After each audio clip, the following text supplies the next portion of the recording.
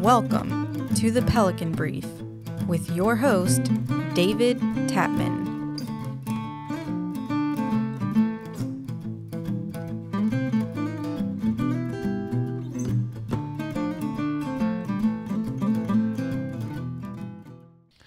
Welcome to the Pelican Brief. I am your host, David Tapman. We have a very special guest in studio with us today, Frogs Talbert.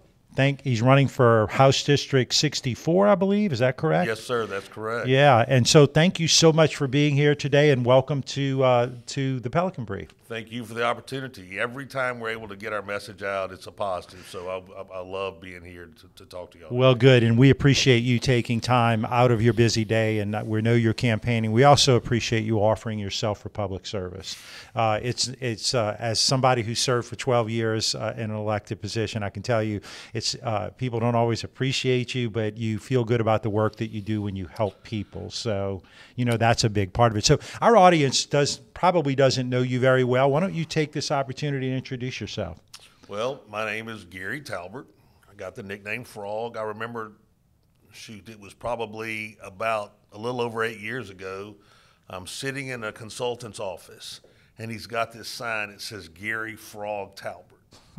And I'm like, I am not putting my nickname on this sign. And he said, you don't have enough money not to put your nickname on that sign. I said, what do you mean? He says, nobody knows who Garry Talbert is in Watson, but people know who Frog is. Okay. So, for us not to put your nickname on the sign is going to cost you a bunch of money. And I'm thinking to myself, I've already had this discussion with my wife about how much am I willing to put in this campaign. So I said, okay, Frog it is. So that's how we ended up with, Frog. And then had no idea that when I go to the Secretary of State's office to fill out, or the Registrar of Voters as it was, or Clerk of Court as it was, that you can only have one nickname. And since my name is James Garrett Talbert, Garry is technically a nickname. Right. Frog is a nickname. But you can only have one nickname. So the ballot says Garry Frog Talbert. And so it's always been a joke that, I got a couple councilmen that call Garry Frog. So look, I've served on the Livingston Parish Council for 8 years. I've served on the Livingston Parish Executive Committee, Republican Executive Committee for 8 years. I am 2 years into my service on the State Central Committee the Republican State Central Committee representing District 13B. Prior to that, I had served on the Livingston Parish Recreation District 2. And that's kind of what got me into public service to begin with. A long time ago, I served on the East Baptist Parish Metropolitan Airport Commission when I was a much younger man, a long time ago. But Jimmy McCoy was the councilman in Watson, and he came to me and said, look, I've got a spot open on the rec board. We're collecting 15 mills of taxes up there, and these guys keep saving the money. They're putting it in the bank because one day they think they're going to accumulate enough money and remodel the ballpark, expand it, put some more fields. And he said, what they don't understand is time is running out on this, original tax. And when it comes up for renewal, we're going to have done nothing. Mm-hmm. We're going to have a bunch of money in the bank, really not expanded the ballpark. People aren't going to see where their tax dollars are being spent. There's no way this renewal will be approved. So would you serve? I said, yeah, I'm willing to serve. I'll go in there and find out. And look, for like 7-8 months, I felt like I was just beating my head against the wall. I'm like, look, I don't know about you. Every car I've ever owned, for the most part, I've financed. I financed my house. I don't finance my groceries, but, major purchases you tend to finance. Mm-hmm. And trying to explain to people about, inflation and how tax revenue is going to continue to grow as more people move to the area, that, ultimately in, 10 years or on this bond, you're really paying less money, percentage-wise versus your income, and trying to explain how bonds work in government. And finally, one of the guys says, look, you think you can get this done, show us how to get it done. Show us how to expand the ballpark.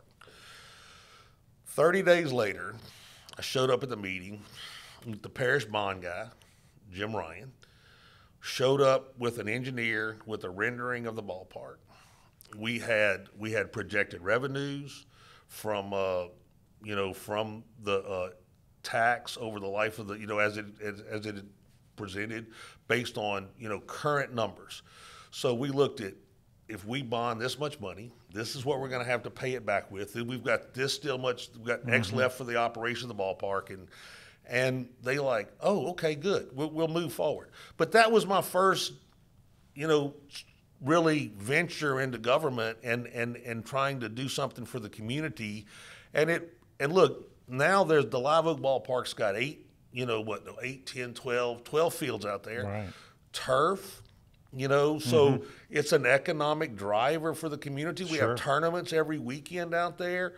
I remember the first tournament we had after we opened the new fourplex is Mr. Patel at the Subway called me and said, what went on at the ballpark this weekend? I said, man, we had a tournament. He goes, would you please let me know in the future when you have a tournament? He said, I ran out of stuff. My wife and I had to go work. So back then, we had Linda's Fried Chicken, we had a Subway, there wasn't a lot in Watson,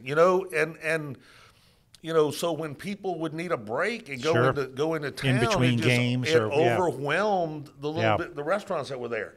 And and so I would call Mr. Patel every time. I'm like, look, we got a tournament coming. He's like, thank you. And he would staff up, and change.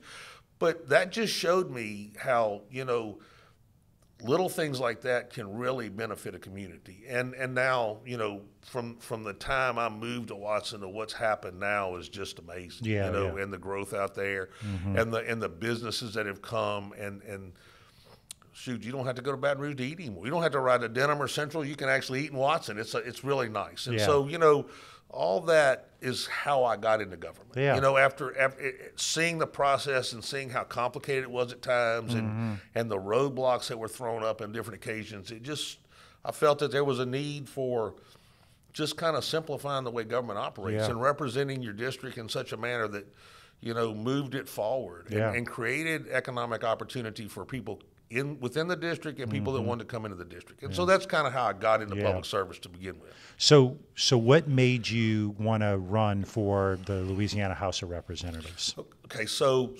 let's just look at what's happening in the state right now. I've served 8 years on the council, and I'm looking at Ms. Hodges, who represented District 64, is term limited. And I'm looking at the state, and I'm looking at this southern renaissance that's going on throughout the South after COVID, and we're not participating. And you say, why are we not participating? Well, our tax code is terrible. I sit on the Liberty Parish Council, and businesses come to us and like, we need an ITEP. We need a tax break to make, to invest, in your community. And I'm like, so basically we give you a tax break we're buying your business. And if we don't, then you're going to go look somewhere else. Well, why are you looking somewhere else? Well, there's a better workforce somewhere else, or there's a better tax code, or something like that. So, in looking at what's going on, our tax code is ridiculous. It's convoluted. I've got a friend that she makes hats, and she's got this little logo, and she had some country and western star, wear her hat on a People magazine shoot, and now she's blowing up. Well, guess what? Every time she mails a hat to some other parish, it's a separate form she's got to file to remit those taxes. We had a constitutional amendment a while back to try to bring all the collection within the state. Makes perfect business sense. But school boards all over the state rejected it. They fought against it because they didn't want to give up their little fiefdom. But from a business point of view, why do I want to file 64 different tax returns? It just makes sense that we file one sales tax return and cover the whole deal. Well, it's a little at Frog. It's bigger than that, because not only does the young lady who sells the hat have to filled out that form, but once you start filling out that form, you have to continue to report 0 or you get fined. Right. So she's got to do it for, once you move into an area, you've got to file that form every month.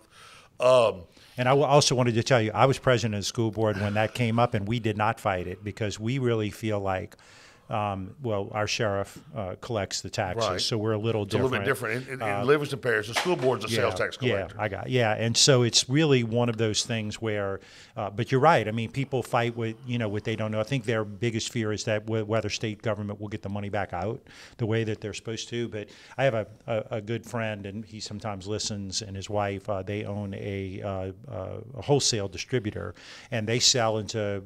And it's more than just the 64 parishes because they sell into municipalities. It might have different tax codes. They have to fill out those 70-something forms every month, even though they may only sell into a small part of them. You're creating almost one person that has a job that generates zero income. Right. You know what I'm talking about? You're creating burden on business. And with software now today, you think that we could figure that out, right? And look, let's just talk about the word about the state giving back. So I file my sales tax return at my truck stop. I file it online. So I go on the Louisiana TAP website. Right. I file my stuff. Then I go on parish e-file. Ironically, like I'll file my return on the 9th. I'll fill out the paperwork on the 19th, set it up to pay on the 20th on everything. Do the same thing on e-file, parish e-file.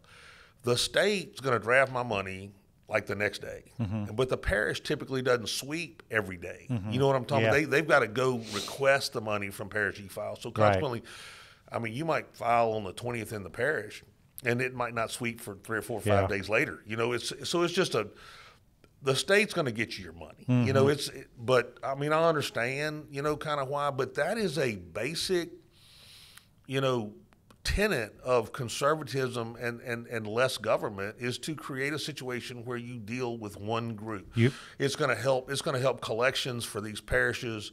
I mean, think about it. Box stores are, people, if they don't have to go to a box store or go somewhere, if they can buy it online, they're going to buy it online to ensure that you're getting your proper collections, the revenue back into your community. One collector distributing the money is going to be way more efficient than, because who knows if Amazon is remitting properly in Livingston Parish. But if they're going to the state knows where it was bought. They know where the money's going to go. It's just going to be a more efficient operation. I'll share something else because I was involved in those conversations because I represent wholesalers. That's one of the clients that we represent. And there's even a bigger issue, and that is that if there's an operator out there that's not remitting Livingston Parish taxes, it's hard for Livingston Parish to go get them if there's a lot of effort in it. Not because Livingston Parish doesn't issue the effort, but they don't have the resources. Right. Whereas the state of Louisiana has the resources to really have a long reach and be able to go out and hold people accountable. And frankly, if they don't hold themselves accountable, the state can pretty much shut them down. So it really does. It always made sense to me. But then again, I'm just one vote in this crazy place. So let's pretend. So let's do this little thing that we do because you brought up taxes. Obviously, it's a big issue for people.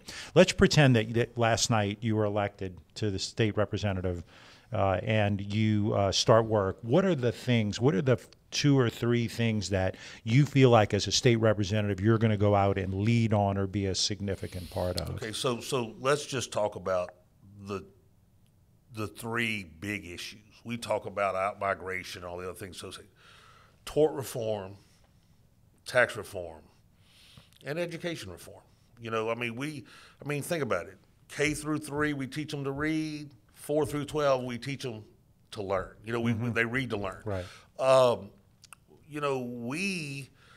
Bessie voted last month to figure out how not to make a kid pass a LEAP test and still get a diploma. And that's crazy. And I hear they're going to reevaluate in a couple of weeks, and it's probably going to pass again. So we're going to start giving kids a diploma based on the fact that we think they can pass the 7th grade LEAP test. We're moving ourselves backwards. So education reform is very important. A kid should not suffer based on his zip code. And look at District 64. You got kids going to Walker High School. You got kids going to Denham Springs High School. You got kids going to Live Oak High School. Great schools. You got kids going to Northeast, and you've got a few kids going to Central High. You know what I'm talking about? So you look, there are 4 haves and 1 have not. that district represents. So you've got to broaden your knowledge. I'm gonna tell you, when back in December, January, when I'm talking about making this evaluation on this run, I'm thinking about Livingston Parish schools. I've spent hours, and I'm gonna drop Kelly Bachner has spent hours talking to me about education. Mm-hmm. It is a way more complex issue than I ever imagined. Mm-hmm. And so education reform is important because we need, you think about how schools are graded, and if I'm a principal, the more kids I have on the college track, the more points I get. So the better my school grade is. But we got kids on the college track that don't go to college. And then we got kids on the college track to go to college for 1 year, and then half of those don't come back for the second year. So we're sending a whole group of kids into the workforce that didn't learn a vocation type skill. We need to figure out how to get workplace education into our high schools so that we're not, not everybody's college material. But let me tell you something. Look, I'm in LSU. I never finished graduating from LSU. I made very high on my ACT score. I had a books and tuition to MIT. I had the ability to get a tremendous education. I left LSU to go work in a plant, Ethel Corporation, because back in 1982, they were paying $13.01 an hour with a 50-cent and $1 shift differential. That was a lot of money back then. I'd have got a degree from LSU. It had taken me 5 years to get to that pay scale. So, I went to work at a plant. That was great. The problem is I just had to go plant that made tetraethyl lead, which was outlawed, and then they ceased production. And so, if I'd have gone to Exxon, it'd have been a different story. But we need to change. We need to get kids on that path. Tort reform. I own 5 gas trucks that run the road every day. It costs me $200,000 before the first truck leaves the yard. It's ridiculous. Mr. Talbert, why is that? Because they got guys standing on trucks saying, if an 18-wheeler bumps you, call me, I'm going to get you paid. Mm-hmm. And so it creates an environment that's not business friendly. Then that passes on to your personal deal, because your car insurance goes up, your homeowner's insurance goes up, all these different issues. Price of gas goes up. Everything goes up. But ultimately, there's another part of that too, is that without migration, the pool of people paying in shrinks, so the exposure is greater, and so the rates have to be adjusted up. Look, tort reform is part of the problem and needs to be addressed. Me and my business partner just recently sold a house in Miramar Beach. We had the option there to buy homeowners, wind or hurricane, and flood. I live north of I-10, I-12, in Denham Springs. I don't really need hurricane insurance at my house. Mm-hmm. You know what I'm talking about? Wind and hail. Wind insurance. I really don't need that. Mm-hmm. If people would think about what they pay for that insurance and escrow that money, they would come out way ahead putting their own roof on their house. No doubt about it. But it is what it is. There needs to be some change in how insurance is looked at in the state. Prescription periods need to be adjusted. We kind of are an outlier when you look at other southern states on how some of that stuff. So tort reform and insurance reform is an issue. Yeah. Tax reform. We talked about the sales tax issue. There was the Freedom Caucus sent out a little questionnaire, 4 questions on it. Question 4 was, would you guarantee to vote to eliminate personal income tax? Ideally, when tax reform comes about, if you look at southern states surrounding us, Texas doesn't have it, Florida doesn't have it, Arkansas started the phase out. I think it's a 13 or 14-year phase out on personal income tax. I couldn't sign it. I couldn't guarantee that I would vote to eliminate personal income tax. Tax reform is what's important. Looking at all the taxes with respect to business, personal, everything.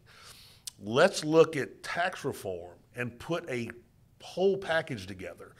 So I wouldn't commit to one silver bullet, because one silver bullet's not going to solve the problem.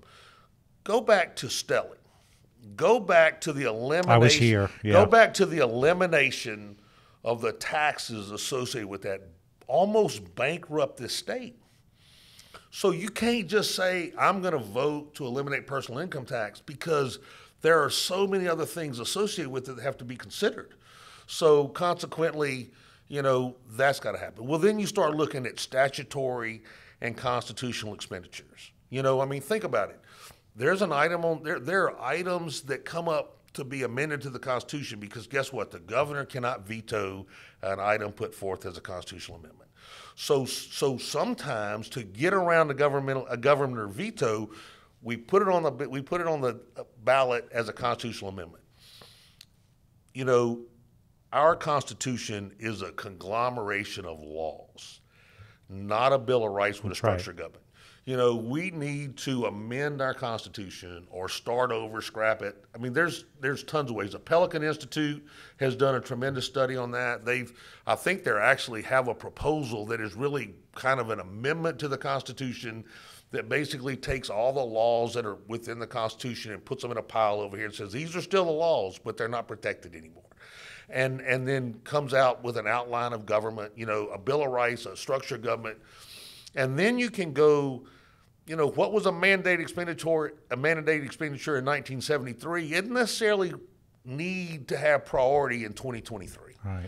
Because ultimately, if you want to cut the budget, where are you going to go? You're going to higher ed and healthcare. Those are really the only issues that aren't really protected by the Constitution. So consequently, think about it. My kid just graduated from Nichols. You look at he graduated in December. You look at his bill, my tuition bill that Nichols would send me last year. There's a line for tuition, there's a line for books, and then you double that, and there are all these fees. Well, those fees are based or exist because we eliminated Stelly, and then we had to go cut expenditures. Yeah. So guess what? You're still paying. It's just limited to those that go shell game. They go. Yeah. So, that needs to happen. Yeah. But I just wouldn't sign the. I got you. Ultimately, I hope personal income tax is eliminated. Yeah.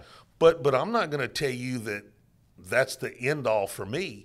The whole package is what's important, because the whole package is going to be what, keeps people here. What stops, the out-migration that we currently have, that brings business in. If you have a business-friendly tax environment with an educated workforce, you don't have to bribe them to come here. You don't have to bribe them to invest. They want to come invest. And so I think that's the approach that you've got to have in government. That's what I want to go to Baton Rouge and do. Look, Livingston Parish is a bedroom community. We got a little industry. We don't have a lot of industry. People live there and work elsewhere. I think the person, the front runner in the governor's race, talks about, it's nice to bring in new business. Let's see what we can do for the businesses here to make it beneficial without having to give them an ITEP, a tax break. They should want to invest. ExxonMobil should want to invest in Baton Rouge because they've been partners forever. It's a great environment for them to do business, and it's tax friendly. Yeah. And there's an educated workforce for them to tap into. And frankly, I'm not really quite sure where else they go, right? It's harder and harder. There's a lot of states that have cracked down on the environmental aspects of it. I know that there are lots of states that don't want any more oil and gas production. There are certainly many, many states out there that would never let carbon capture be a part of their mindset. But so Louisiana has sort of always been ripe for that. But I want to tell you, Frog, my son, who spent his whole life in Louisiana with me. He's a junior, David Jr. Great education, goes to LSU, gets his mechanical engineering degree, and to get the job he wanted, because he didn't want to work in oil and gas. He has no issue with oil and gas. He's kind of like his philosophy is drill, baby, drill, but he didn't want to be an oil and gas engineer. Right. He wanted to be in aerospace or some other area. He now works in Newport News, Virginia on a Navy contract. And so here we spent all this money educating this child, and he leaves. He doesn't want to leave. He wants to be here, but there aren't jobs, or there aren't enough jobs for a young kid coming out of college to come in and just go take one of those jobs, you know? And so you're right. I mean, it's challenging, and the out-migration is just absolutely crazy. Then look on the other side. Look on the retirement side. How many retirees do you know? Because I know a lot of them, that when they get to retirement, they leave the state because there are there are better tax advantages to living in other states. And then, frankly, there's some other issues like crime, transportation, and other things that they say, I'm going to go live somewhere else because I can. So they take all that money that they made all those years in Louisiana, and they go spend them in another state. Somewhere else. I mean, look. So like I said, we had a house in Florida for over 20 years. Go look at what's happening in that state. Guess what? That's not coming out of Tallahassee. That's coming at the local level. Mm-hmm. Those decisions are being made at the local level.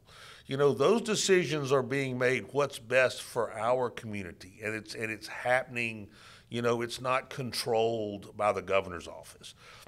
The one positive that will come out of a constitutional convention or amendment or however you want to address it is right now the way the government's structured. All the power comes out of the fourth floor. And ultimately the legislature, you know, fights that situation. You know, the governor produces a budget. They give it to the representatives and say, look, Mr. Talbert, you approve this. This is what I'm going to do for your district. Well, guess what? My people paid that money in.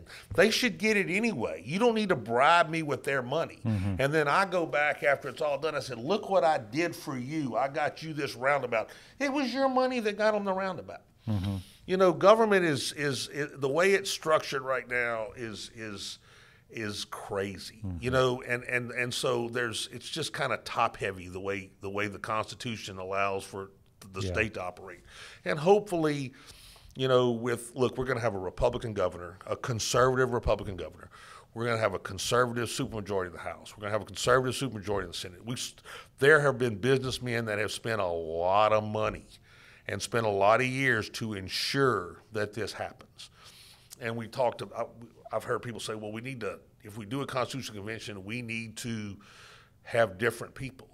We've spent a ton of money and a ton of effort to get a conservative legislature. Why would we want to go have another election and let guys like Mark Zuckerberg or George Soros come in and buy elections? Yep.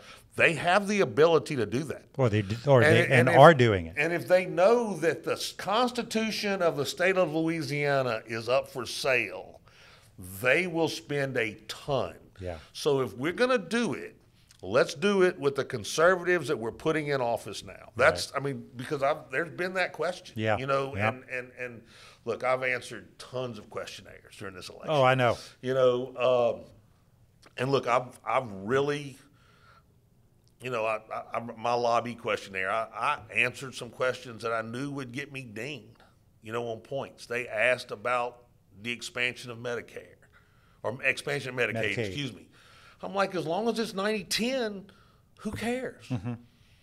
I said, as long as it's a 90-10 deal, the expansion is great, because guess what's happening? People go to the doctor instead of waiting for 5:30 and the doctor office closed and go to the emergency room, which is 10 times more expensive. Look at Mississippi. Right. Look at rural hospitals in Mississippi and see what's happening. They didn't expand Medicaid. They're struggling staying open because of the flood of the emergency room and the cost of providing services. So, look, there are benefits to some things that technically aren't, you know. Oh, no doubt about it. And healthcare is one of those, you know, Freudian basic elements of life. I mean, if you're, you know, it's clearly something. Not every. I mean, look at some of the. It's hard to make enough money to be able to pay your rent and your food prices these days. Try to go out and buy insurance, right? And if you can't buy insurance, what does that mean? You're left by the side. That's crazy, you know, and it is. But so let's move on to the next phase, and that is tell us how you're going to win this race. You know, Ryan Cross is running my campaign. Ryan's a great guy. I met him through a mutual friend about 6 years ago, and he helped me with my last council race, and he's kind of helped me through this whole last council session, you know, last 4 years, and he's running my race. Look, we are talking about the issues. We're staying positive about the issues. and just trying to get the information out. Look, I'm a gruff guy. I'm a business guy. I'm not a politician. I'm a business guy who sees an opportunity to make our state better for my grandchildren, my great-grandchildren, and my children. So, and some of it's personal.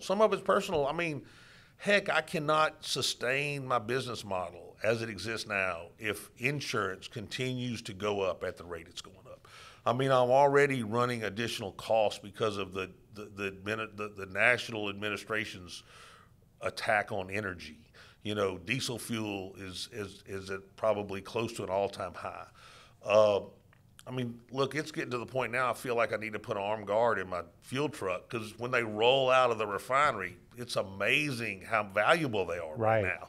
And so, it's just an issue. But, we're trying to stay positive. We're putting the issues out. And that's all I know that we can do. Yeah. Talk about the things that are going on in this state that need to be fixed to solve problems. Yeah.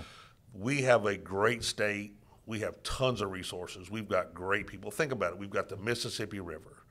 You know what I'm talking about? We got great opportunity for fishing and hunting and all, all the things that you could want. We've got a metropolitan cities. Now I know we've got 3 of the large, highest crime rated cities in the country, but those things can be addressed. They can be. And I hate to say it and I hate to pick on people, but go look at the list and see who's governing those cities and why is it, And so it's pretty obvious Democratic controlled cities have crime problems. Mm-hmm. And so, people ought to look at the cities that don't have crime problems and understand why that exists. Hopefully, and that when the front runner for governor is elected, mm-hmm. I think he has an intent to call a special session to address crime. Mm-hmm. And I think the person that's going to be the insurance commissioner wants to have a special session to address insurance. Mm-hmm. So I think whoever's elected to the legislature out of District 64, hopefully it's me, better have their game face on and they better hit the ground running and ready to move forward because I think you're going to be busy. I think next year is going to be a busy year for the legislature. Yeah, they'll be. You'll go right from election to organizational session, to special session, to regular session, and it's a long session. This is the regular general jurisdiction one. And then, frankly, if there is any efforts to do anything with taxes, as you had suggested, that would have to also be in a special session because it wouldn't be allowed in any other session unless it was included in a call. Right. So basically, you're looking at a situation that you need to be prepared to go to work. And I'm gonna be honest with you. If my child, if Jacoby wouldn't have graduated last December, I have brought my kids into my business to prepare me for this, for this deal. I have made adjustments to my lifestyle to allow myself to campaign more. I'm here now because I got kids back at the house looking after the business, and so that's kind of how we're moving forward. Yeah. But it's stay positive. Yeah. Get your message out. Knock some doors.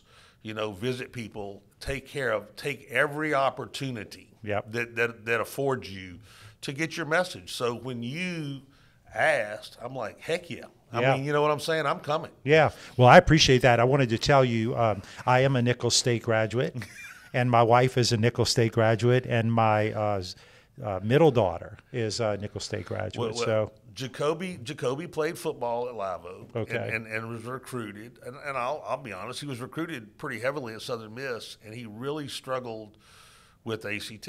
Okay. Now, so he ended up with a super score. We concentrated, got 2 parts of the ACT done, and then got those, and then concentrated on one particular section, got that scored, and concentrated. And so he was a late qualifier. I mean, and so he ended up going to Nicholls, and he had a year's eligibility left, and he said, "I'm ready to go to work." I'm like, "Why?"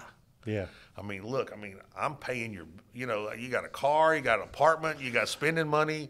all you got to do is go to class and football. Yeah. He just was ready. Yeah. I'm like, well, come on, come Yeah. back to work. And that was our agreement. Well, it was a great place for me to go to college, and then of course my wife is from Thibodaux, which our listeners know, and I'm glad I went, because I would not have met my wife and had my 3 beautiful children. So this is the part of it where we kind of close up, but we give you the opportunity to kind of any last sort of pitches you want to make to our audience, any ask for their vote, give us your contact information so that they can maybe go online and give you money or whatever else you need. I think my wife struggles with this election. I think she wants me to win. She thinks I'll do great things. I think at the same time she knows that the time that I'm going to spend doing this is going to conflict with what we could be doing. Yeah. I mean, so it's a struggle to put forth all this time, but it's something that I'm up for the challenge. My family's up for the challenge. I think I can do great things in Baton Rouge for Livingston Parish and for the state as a whole. I think what's amazing is the lack of business approach that's implied in government. I remember my first meeting after I was elected to Livingston Parish Council. I hadn't even been sworn in. They brought a limited group of us at times, so we didn't get too many people together. And we sat down and we're talking, and I'm asking these questions, and the finance director finally looked at me and said, "Frog, this isn't your business, this is government. Government's about 65% efficient." And I said, "What do you mean?" "Government operates at about 65% efficiency. Quit trying to act like it's your business." And when I left that meeting, I'm gonna tell you what was on my mind. If I sent a performer to the bank and said, "Look, this is what I want to do. I need to borrow this money, but I'm only going to operate about a 65% efficiency." And so I might struggle paying the note back. They're going to kick me on down the road. That's right. You know what I'm talking about? So what I thought is, I'm like, there is juice here. We privatize something. There's 15% for government, 15% for the business sector. You know what I'm talking about? We can provide more services for less money. You got to be in the administration to make those changes. Right. You know what I'm talking about? You do. But that is the big thing about government. Government is not efficient. I mean, we've got the monolith of DOTD. We've got the monolith of health and hospitals. Those things, I mean, they cut $1 billion out of health and hospitals, so we'll figure out where we're cutting it later.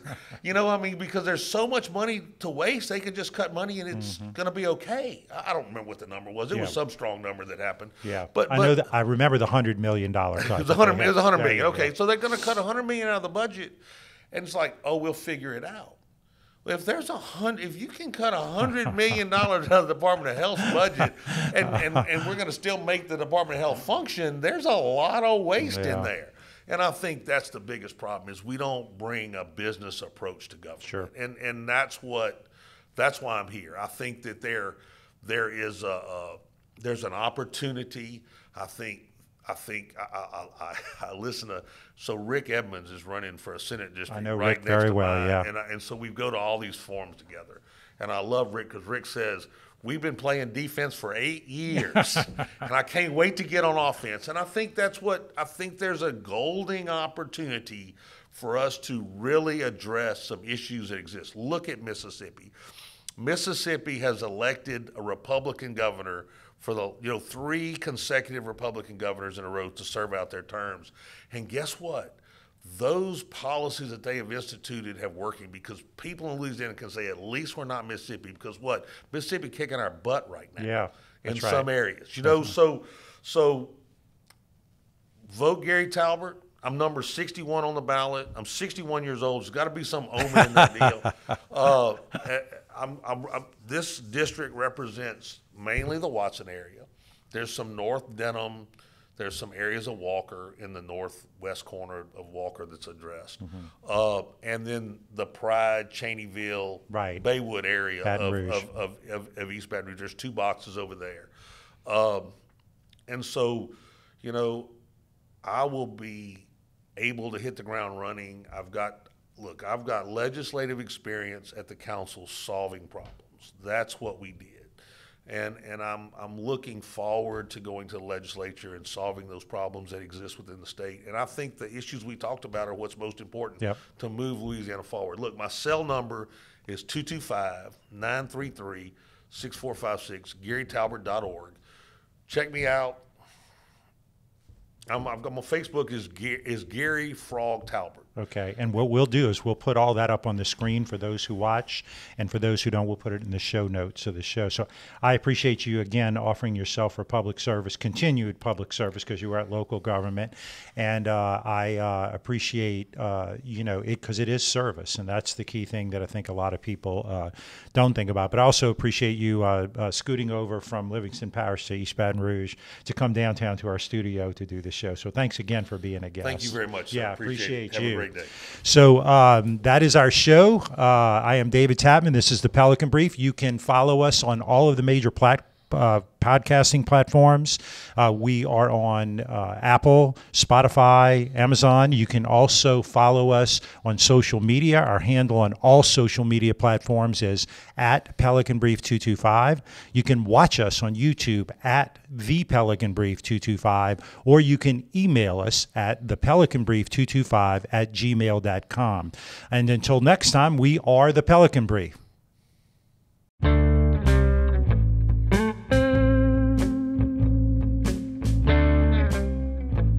The Pelican Brief is an off-script production.